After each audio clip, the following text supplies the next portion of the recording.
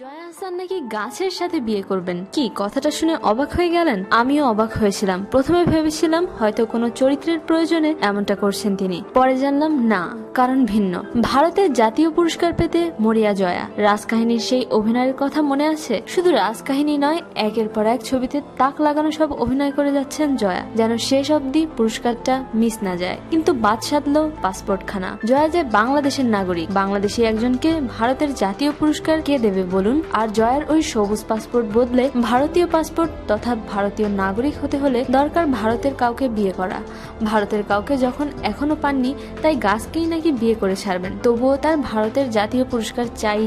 যদিও নিছক ফান করেই হয়তো জয়া এ কথাগুলো বলেছেন, কিন্তু এতে ভীষণ মনোকষ্ট পেয়েছেন জয়ার বাংলাদেশি ভক্তরা। যে দেশের আলো বাতাস গায়ে মেখে জয়া একজন জয়া হয়ে উঠলেন, সে এখন ভিন দেশের গাছকে বিয়ে করে পুরস্কার পেতে চাইছেন। বলি, বাংলাদেশে পুরুষ না পুরস্কার, কোনটার অভাব পড়েছে? প্রিয় দর্শক, জয়ের এরকম মন্তব্যকে আপনি কোন চোখে দেখছেন তা শেয়ার করুন আমাদের সাথে। শোবিজের আরো নিত্য নতুন খবর জানতে আমাদের সাবস্ক্রাইব করুন, লাইক দিন এবং কমেন্ট করতে ভুলবেন না।